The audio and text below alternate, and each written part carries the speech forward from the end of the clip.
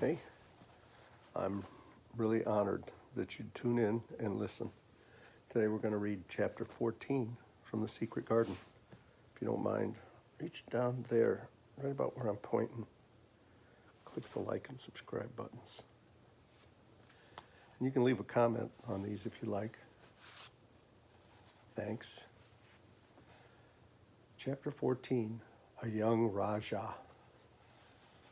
The moor was hidden in mist when the morning came, and the rain had not stopped pouring down. There could be no going out of doors. Martha was so busy that Mary had no opportunity of talking to her. But in the afternoon, she asked her to come and sit with her in the nursery. She came bringing the stocking she was always knitting when she was doing nothing else. "What's the matter with thee?" she asked as soon as she sat down. "Thou lookst as if thou had something to say." "I have. I found out what the crying was," said Mary. Martha let her knitting drop on her knee and gazed at her with startled eyes. "Thou hasn't," she exclaimed. "Never." "I heard it in the night," Mary went on, "and I got up and I went to see where it came from. It was Colin. I found him." Martha's eyes became red with fright. Miss Mary," she said, half crying, "thou shouldn't have done it. Thou shouldn't. Thou'll get me in trouble. I never told thee nothing about him, but thou'll get me in trouble. I shall lose my place, and what'll my mother do?" "You won't lose your place," said Mary. "He was glad I came. We talked and talked, and he said I was glad I came." "Was he?" cried Martha. "Art thou sure? Thou doesn't know what he's like when anything vexes him. He's a big lad to cry like a baby, but when he's in a passion, he'll fair scream just to frighten us. He knows us daren't call our souls our own." "He wasn't vexed," said Mary. "I asked him if I should go away, and he made me stay. He asked me questions, and I sat on a big footstool and talked to him about India and about the robin and the gardens. He wouldn't let me go. He let me see his mother's picture. Before I left him, I sang him to sleep." Martha fairly gasped with amazement. "I can scarcely believe thee," she protested. "It's as if thou'd walked straight into a lion's den. If he'd been like he is most times, he'd have thrown himself into one of his tantrums and roused the house. He won't let strangers look at him." "He let me look at him. I looked at him all the time, and he looked at me. We stared," said Mary.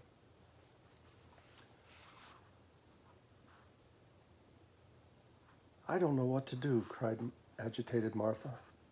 "If Mrs. Medlock finds out, she'll think I broke orders and told thee, and I shall be packed back to mother." "He's not going to tell Mrs. Medlock anything about it yet. It's to be sort of a secret just at first," said Mary firmly. "And he says everybody is obliged to do as he pleases." "Aye, that's true enough. The bad lad," sighed Martha, wiping her forehead with her apron. "He says Mrs. Medlock must, and he wants me to come and talk to him every day, and you are to tell me when he wants me." "Me?" said Martha. "I shall lose my place. I shall for sure." "You can't if you're doing what he wants you to do, and everybody is ordered to obey him," Mary argued. "Dost thou mean to say," cried Martha with wide open eyes, "that he was nice to thee?" "I think he almost likes me," Mary answered. "Then thou must have bewitched him," decided Martha, drawing a long breath. "Do you mean magic?" inquired Mary. "I've heard about magic in India, but I can't make it. I just went into his room, and I was so surprised to see him, I stood and stared. And then he turned around and stared at me. And he thought I was a ghost or a dream, and I thought perhaps he was. And it was so queer being there alone together in the middle of the night and not knowing about each other. And we began to ask each other questions, and when I asked him if I must go away, he said I must not." "The world's coming to an end," gasped Martha. "What's the matter with him?" asked Mary. "Nobody knows for sure and certain," said Martha. "Mrs. Craven went off his head like when he was born. The doctors thought He'd have to be put in an asylum. It was because Mrs. Craven died, like I told you. He wouldn't set eyes on the baby. He just raved and said it'd be another hunchback like him and it'd be better die. Is Colin a hunchback? Mary asked. He didn't look like one. He isn't yet, said Martha, but he began all wrong. Mother said that there was enough trouble and raging in the house to set any child wrong. They was afraid his back was weak, and they've always been taking care of it and keeping him lying down and not letting him walk. Once they made him wear a brace, but he fretted so he was downright ill. Then a big doctor came to see him and made him take it off. He talked to the other doctor quite rough and in a polite way. He said there'd been too much medicine and too much letting him have his own way. I think he's a very spoiled boy, said Mary. He's the worst young'un now I'd ever was, said Martha. I won't say as he hasn't been ill a good bit. He's had coughs and colds, but that's nearly killed him 2 or 3 times. Once he had the rheumatic fever, and once he had typhoid. Mrs. Medlock did get a fright then. He'd been out of his head, and she was talking to the nurse, thinking he didn't know nothing, and she said, he'll die this time sure enough, and best thing for him and for everybody. And she looked at him, and there he was, with his big eyes open, staring at her, as sensible as she was herself. She didn't know what happened, but he was staring at her and says, you give me some water and stop talking. Do you think he will die? Asked Mary. Mother says no reason why any child should live that gets no fresh air and doesn't do nothing but lie on his back and read picture books and take medicine. He's weak and hates the trouble of being taken out of doors, and he gets cold so easy. He says it makes him ill. Mary sat and looked at the fire. I wonder, she said slowly, if it would not do him good to go out into the garden and watch things growing. It did me good. One of the worst fits he ever had, said Martha, was one time they took him out where the roses is by the fountain.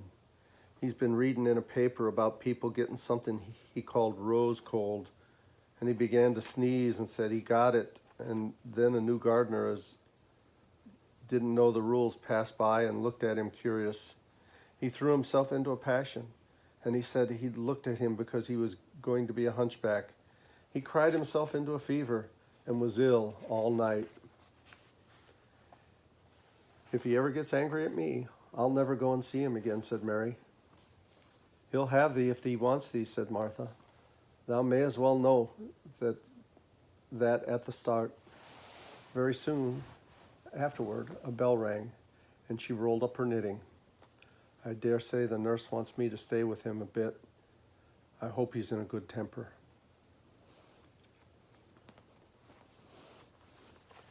She was out of the room about 10 minutes, and then came back with a puzzled expression. Well, thou hast bewitched him. He's up on his sofa with his picture books. He's told the nurse to stay away until 6 o'clock. I'm to wait in the next room. The minute she was gone, he called me in and says, I want Mary Lennox to come and talk to me. And remember, you're not to tell anyone. You'd better go as quick as you can. Mary was quite willing to go quickly. She did not want to see Colin as much as she wanted to see Dickon, but she wanted to see him very much. There was a bright fire on the hearth when she entered his room, and in the daylight she saw it was a very beautiful room indeed. There were rich colors in the rugs and hangings and pictures and books on the walls, which made it look glowing and comfortable even in spite of the gray sky and falling rain. Colin looked rather like a picture himself.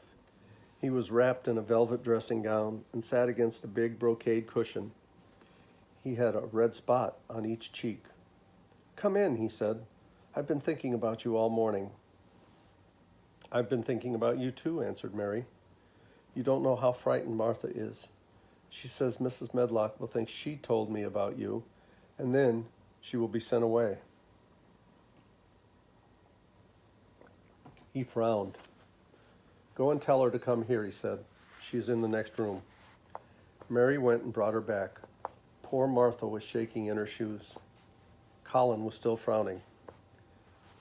"Have you to do what I please, or have you not?" he demanded. "I have to do what you please, sir," Martha faltered, quite red. "Has Medlock to do what I please?" "Everybody has, sir," said Martha. "Well then, if I order you to bring Miss Mary to me, how can Medlock send you away if she finds it out?" "Please don't let her, sir," pleaded Martha. "I'll send her away if she dares to say a word about such a thing," said Master Craven grandly. "She won't like that, I can tell you." "Thank you, sir," bobbing a curtsy. "I want to do my duty, sir." "What I want is your duty," said Colin more grandly now. "I'll take care of you. Now go away." When the door closed behind Martha, Colin found Mistress Mary gazing at him as if he had set her wondering. "Why do you look at me like that?" he asked. "What are you thinking about?" "I'm thinking about two things." "What are they? Sit down and tell me." "This is the first one," said Mary, seating herself on the big stool. "Once, in India, I saw a boy who was a Rajah. He had rubies, emeralds, diamonds stuck all over him. He spoke to his people just as you spoke to Martha. Everybody had to do everything he told them in a minute. I think they would have been killed if they hadn't." "I shall make you tell me about Rajahs presently," he said. "But first, tell me what the second thing was." "I was thinking," said Mary, "how different you are from Dickon."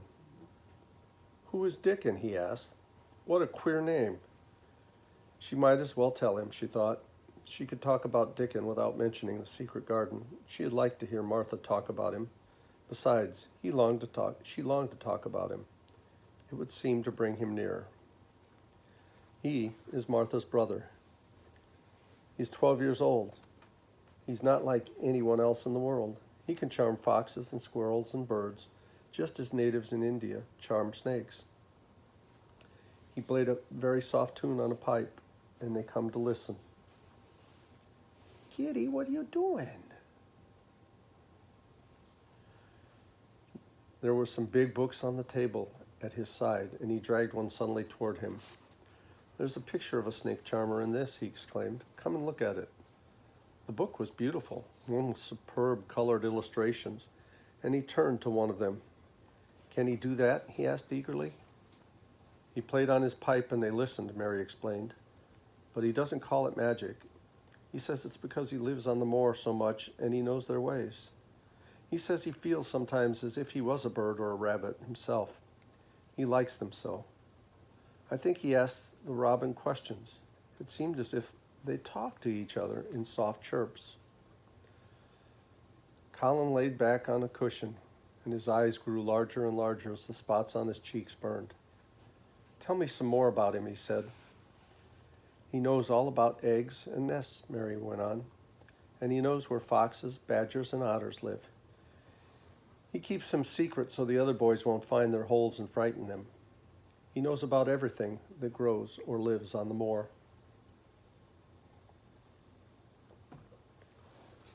"Does he like the moor?" said Colin. "How can he when it's such a great, bare, dreary place?" "It's the most beautiful place," protested Mary.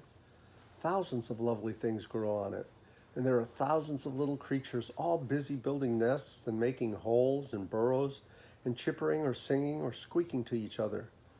They are so busy and having such fun under the earth or in the trees or heather. It's their world." "How do you know all that?" said Colin, turning his elbow to look at her.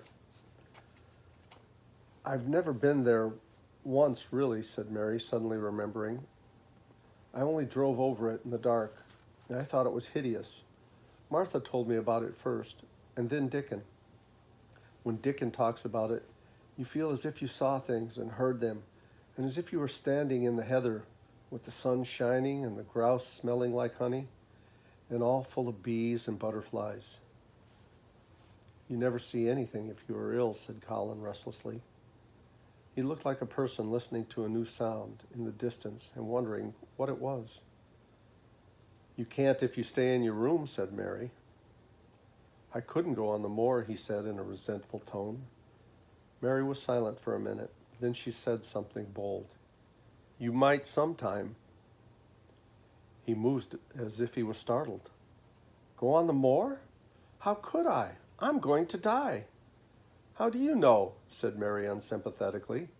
She didn't like the way he had of talking about dying.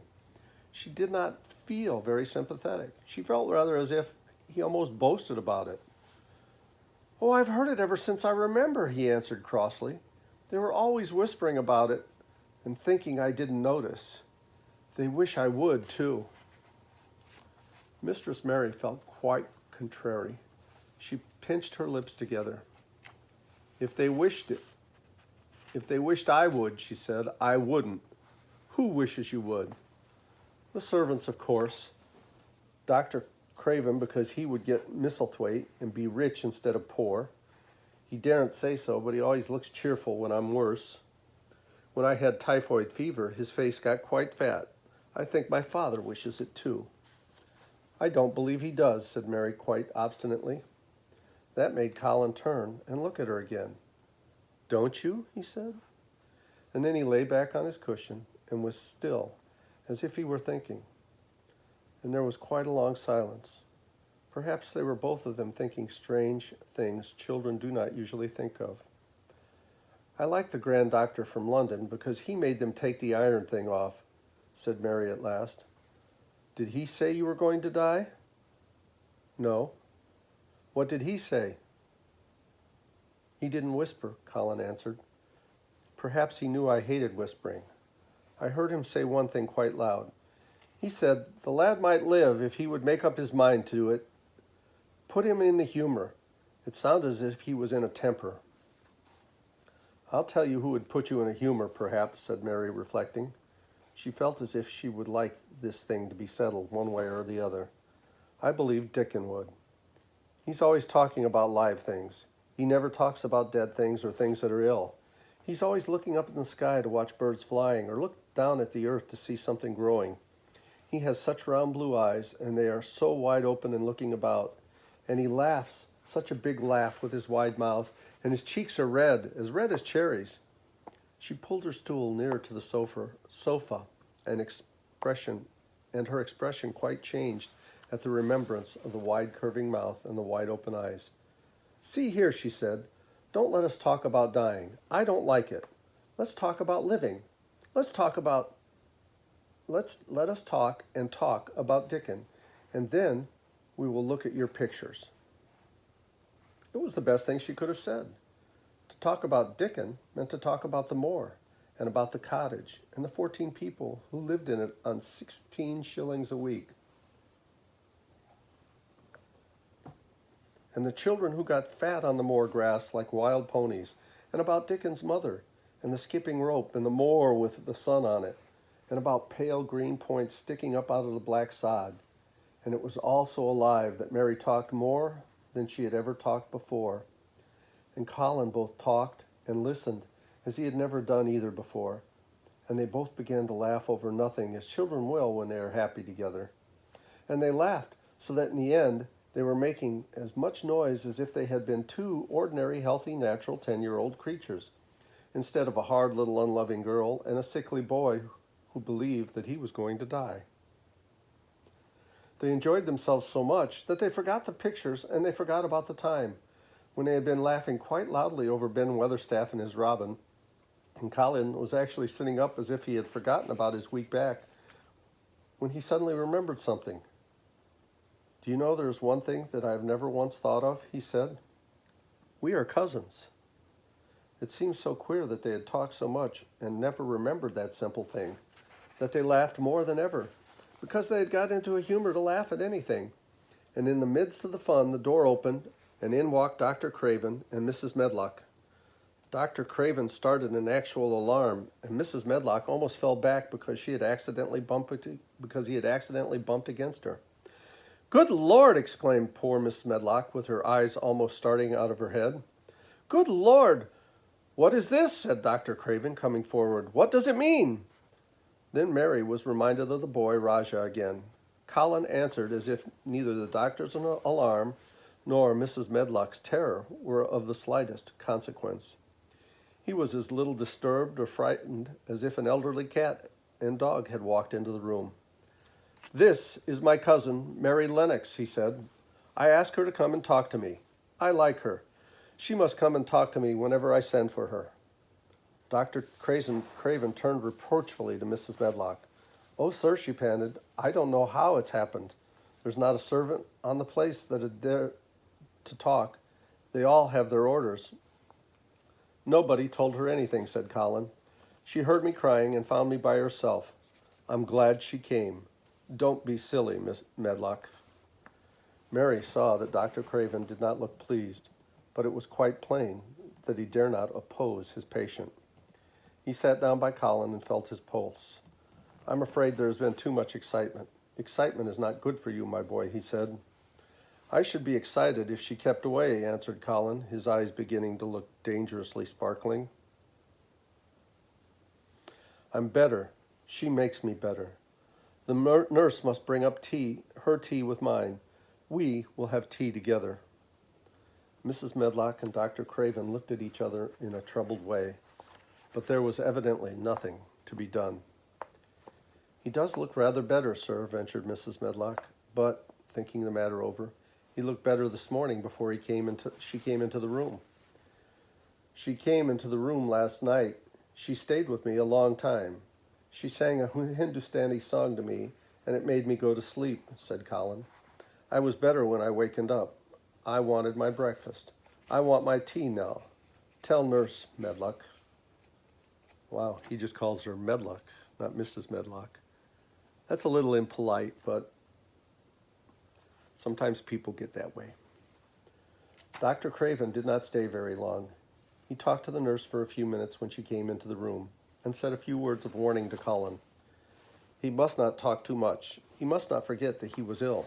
He must not forget that he was very easily tired. Mary thought there seemed to be a number of uncomfortable things he was not to forget. Colin looked fretful and kept his strange black-lashed eyes fixed on Dr. Craven's face.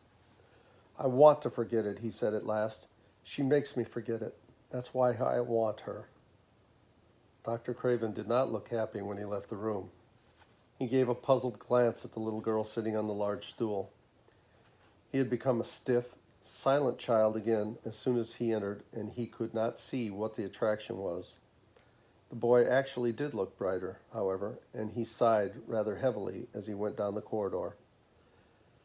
"They are always wanting me to eat things when I don't want to," said Colin, as the nurse brought in the tea and put it on the table by the sofa. "Now, if you'll eat, I will. Those muffins look so nice and hot. Tell me about Rajas." And that's the end of chapter 14.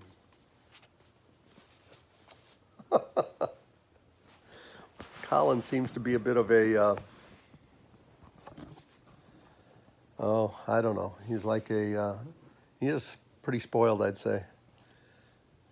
Almost like he's the spoiled child of a king or something.